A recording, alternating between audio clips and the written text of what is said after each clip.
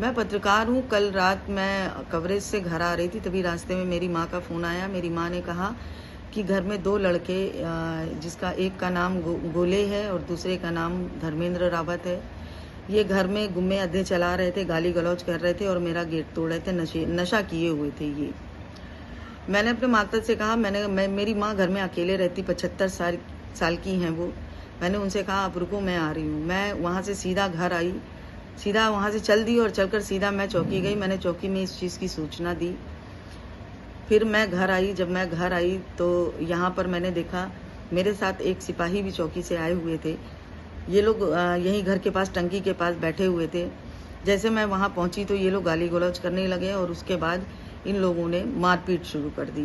पहले तो इन्होंने मेरे बेटे को मारा, फिर उसके बाद जो है इन्होंने मेरे भतीजे को मारा जो कि मेरे साथ था, और फिर उसके बाद इन्होंने मुझे मारना शुरू किया। मुझे इन्होंने बहुत मारा, मेरे कपड़े इन्होंने फाड़ दिए, गलत तरीके से इन्होंने नशे की हालत में गलत हरकतें की, गलत तरीके से मेरे अंगों को टच किया, इन्होंने अभद्रता की, गाली गलौज की।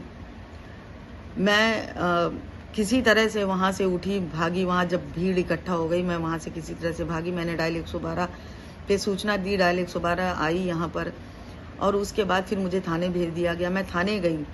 थाने जाकर मैं एप्लीकेशन लिखी रही थी, तब तक जो है शीला रावत और 5-6 लेडीज़ें वहाँ आ गई और इन लोगों ने वहीं थाने के अंदर मुझे भी मारा और मेरे बेटे को मारा।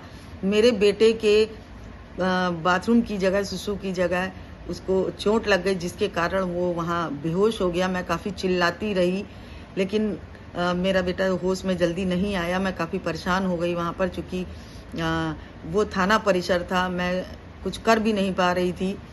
और उसके बाद वहाँ पर काफ़ी पुलिस वाले थे जो मौके की वीडियो भी बना रहे थे, और मैं चाहूँगी उच्च अधिकारियों से कि थाने की CCTV फुटेज निकलवाई जाए जिसमें सारी घटनाक्रम मौजूद है। मैं बहुत परेशान हूँ। मेरे साथ अभद्रता हुई है, मारपीट हुई है, मेरे बेटे के साथ मारपीट हुई, मेरे भतीजे के साथ मारपीट हुई।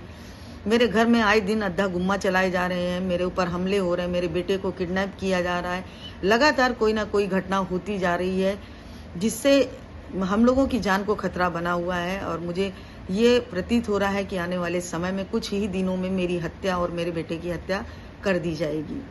मैं चाहती हूँ कि कुछ पुलिस इस तरह से कार्रवाई करे जिससे कि ये जो बेखौफ दबंग हैं, इनके हौसले इतने जो बुलंद हैं, ये बिल्कुल नॉर्मल हो जाएं। 24 घंटा बीत गया है, अभी तक कोई मुकदमा नहीं लिखा गया है। मेडिकल कराया गया है, उसके बाद भी कोई मुकदमा नहीं लिखा गया है। अभी मुझसे दूसरी तहरीर मांगी गई कि आपने करेक्शन कर दिया है, उसमें गलत लिखा हुआ है, आप लिख के दूसरा दीजिए। मैंने दूसरी एप्लीकेशन भिजवाई, चूँकि मेरे काफ़ी चोट आ गई है, मैं जा नहीं पाई, मैंने भिजवाया। उसके बाद भी अभी कोई मुकदमा नहीं लिखा गया है। मैं बहुत परेशान हूँ। मेरी इतनी बेइज्जती हो चुकी है, इतना मैं परेशान हो चुकी हूँ। मैं एक महिला हूँ, मेरे पति हैं नहीं, मेरे बेटा है, मेरी एक बेटी है। इन लोगों ने मेरा जीना दुश्वार कर रखा है। और मैं एक चीज़ और कहना चाहूँगी कि कल को अगर मेरे बेटे को और मुझे कुछ हो जाता है तो उसकी पूरी जिम्मेदारी धर्मेंद्र रावत, लवकुश रावत, सुमित रावत व शीला रावत और 5-6 अन्य लोग हैं जिनका नाम मैं अभी नहीं ले रही हूँ, और समय आने पर मैं उन लोगों का भी नाम लूँगी। मैं चाहती हूँ, उच्च अधिकारियों से मेरी निवेदन है, यूपी के मुख्यमंत्री से निवेदन है कि इन लोगों के ऊपर कड़ी से कड़ी कार्रवाई करें और हमारी जान मान की सुरक्षा प्रदान करें।